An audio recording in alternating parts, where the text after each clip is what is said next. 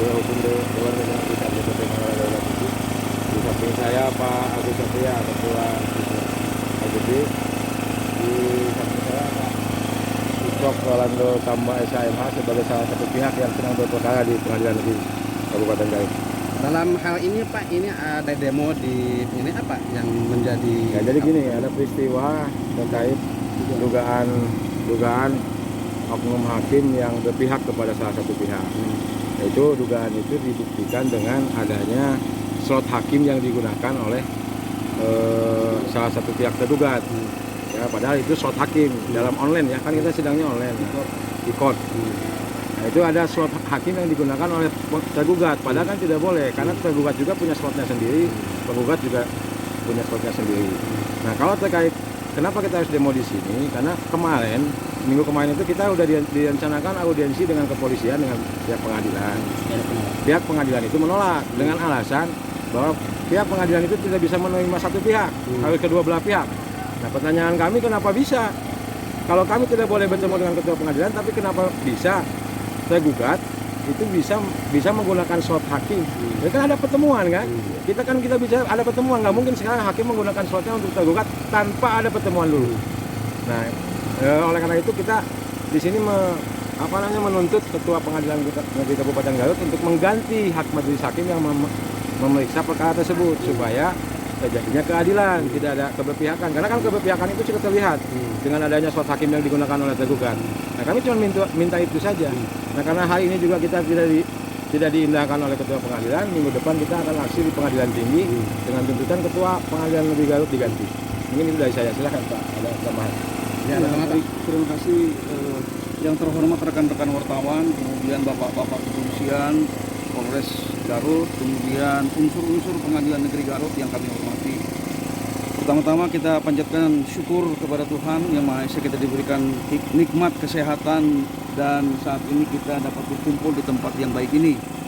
Yang kedua, saya salah satu pihak kuasa hukum dari penggugat dalam perkara perdata nomor 12 di Pengadilan Negeri Garut.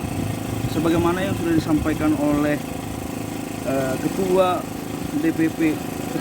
Biro Hukum DPP Mangala Garut tadi, bahwa memang kami sebagai masyarakat pencari keadilan menghendaki institusi yudikatif ini memberikan satu praktek peradilan yang bersih, berwibawa dan berkeadilan berdasarkan Pancasila. Akan tetapi dalam kenyataannya kami sangat menyesalkan adanya dugaan praktek peradilan yang dilakukan oleh oknum-oknum yang diduga adalah oknum hakim di Pengadilan Negeri Garut yang diduga melakukan praktek yang tidak bersih. Tadi sudah disampaikan bahwa ada dugaan slot hakim yang diduga digunakan oleh tergugat untuk mengupload jawabannya. Perlu kami terangkan, dalam peradilan ini, dalam perkara ini menggunakan sistem e-court. Dalam kalender e-court itu ternyata sudah tersusun bahwa agenda jadwal persidangan itu adalah pembacaan gugatan, jawaban, replik, duplik, kemudian pembuktian, dan sampai dengan kesimpulan. Nah, untuk tergugat, nah ini faktanya, untuk tergugat diberikan slot hak untuk memberikan jawaban atas gugatan kami itu tanggal 18 Juli 2023. Nah, pada saat itu kami melihat di hari terakhir tanggal 18 Juli itu diduga jawaban tergugat itu tidak diupload. Tanggal 19, tanggal 20, tanggal 21, 22, 23, 24 kami melihat tetap tidak ada. Akhirnya kami mengajukan replik karena jatah kami tanggal 25. H-1 sebelum tanggal 25 sudah kami upload. Yang inti pokok di dalam replik kami mengatakan begini. Karena memang jawaban tergugat tidak diupload, kami pandang tergugat tidak menggunakan haknya untuk mengajukan jawaban. Sehingga akibat hukumnya adalah tergugat dalam perkara ini mengakui seluruh dalil-dalil gugatan penggugat. Kami upload tanggal 24. Di tanggal 25 belum diverifikasi. Di tanggal 26 masuk ke email saya. Ternyata sudah diverifikasi untuk jawaban eksepsi rekonvensi dari tergugat. Nah, kan kita kaget. Harusnya hak dari tergugat itu tanggal 18 Juli kemarin, kok tanggal 26 baru diverifikasi. Nah, Setelah saya lihat ternyata jawaban tergugat itu, slot jawaban tergugat tanggal 18 Juli kosong. Tetapi menggunakan diduga menggunakan slot hakim mediator. Slot diduga ya, diduga. Saya tegaskan lagi, diduga menggunakan slot hakim mediator. Ada di dalam itu. Ditulis di situ tanggal 18 Juli. Wah, ini kok bagaimana bisa begitu loh? Bagaimana bisa kok tergugat bisa menggunakan fasilitas itu? Nah, sehingga akhirnya kami meminta kepada ketua majelis untuk kami keberatan. Nah, namun keberatan kami ini tidak direspon dengan baik. Sehingga kami mengambil pandangan, pendapat, kalau sudah situasinya seperti ini, kami pandang bahwa ini sudah sulit kita mencari keadilan dengan susunan atau formasi hakim seperti begini. 2 minggu yang lalu akhirnya kami menyatakan walk out. Dan memohon untuk dilakukan penggantian susunan majelis hakim. Supaya clear. Dengan harapan kami sebagai masyarakat pencari keadilan mendapatkan keadilan itu. Karena kami menduga ada dugaan praktik peradilan yang tidak bersih. Apa dugaan itu? Ada buktinya? Tidak ada. Silakan buka ikor. Kan ini kan bukan asumsi. Ini bicara fakta gitu. Nah, kemudian saya menghormati kepada rekan-rekan yang terhormat Manggala Garuda Putih, mengapresiasi seluruh perjuangan klien saya, dan kemudian pada minggu yang lalu rekan-rekan Manggala diwakili oleh Ketua Biro Hukum Manggala Garuda Putih datang ke tempat ini yang sebenarnya ingin demo, tetapi diminta untuk tidak melakukan. Katanya mau difasilitasi untuk melakukan audiensi, ternyata tidak ada. Nah, pada hari ini saya mengucapkan terima kasih kepada DPP Manggala Garuda Putih, CQ DPP Manggala Garuda Putih yang antusias membantu klien saya mencari keadilan. Inilah fungsi DPP Manggala Garuda Putih, membantu masyarakat. Tidak hanya aspek ekonomi sosial, tetapi aspek hukum.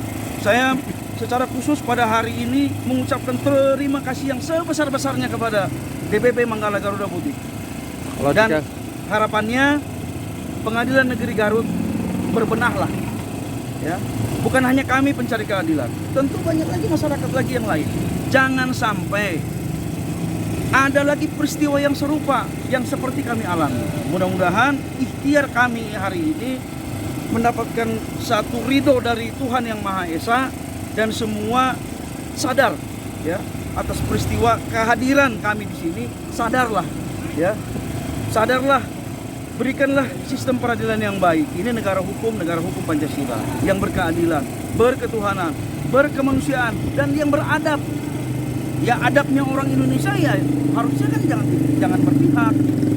Jadi seperti itu yang bisa disampaikan. Terima kasih juga kepada rekan-rekan. Tuntutan Bapak tidak dipenuhi, apa yang Bapak lakukan? Tadi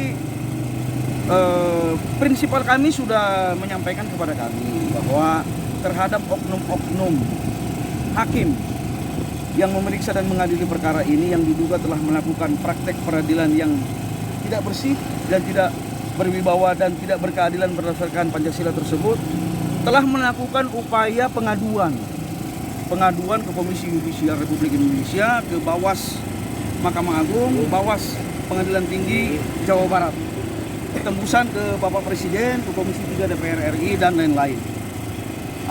Selanjutnya tadi sudah disampaikan oleh Ketua Biro Hukum Manggala Garuda Putih bahwa perjuangan ini tidak berhenti pada hari ini saja. Perjuangan ini akan dilanjut dengan menyampaikan pendapat di muka umum minggu depan, ya Ketua, ya. Di Pengadilan Tinggi. Di yang titik aksinya, lokasinya ada di Pengadilan Tinggi Jawa Barat, bertempat di Jalan Ciputra di Kota Bandung. Itu sepertinya Itu pun jika tuntutan tidak dipenuhi oleh pihak Pengadilan Negeri Garut.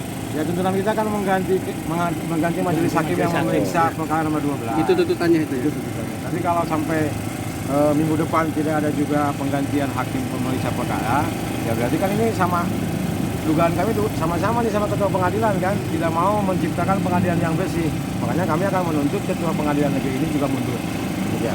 memang ternyata ada dugaan praktek peradilan yang tidak bersih, tidak berwibawa dan tidak berkeadilan berdasarkan Pancasila, dan itu kemudian dibiarkan, patut diduga. Kalau ada oknum-oknum jajaran di bawahnya kemudian melakukan praktik seperti itu, dan itu dibiarkan, patut diduga. Oleh karena itu masuk akal logika hukum kita. Oh, kalau memang harus dilakukan penggantian hanya tidak terbatas kepada ketua majelis dan kemudian ada dugaan pembiaran, ya saya sebenarnya setuju saja sebenarnya dengan aspirasi dari Manggala tadi, ketua pengadilannya saja juga sekalian diganti, kan begitu.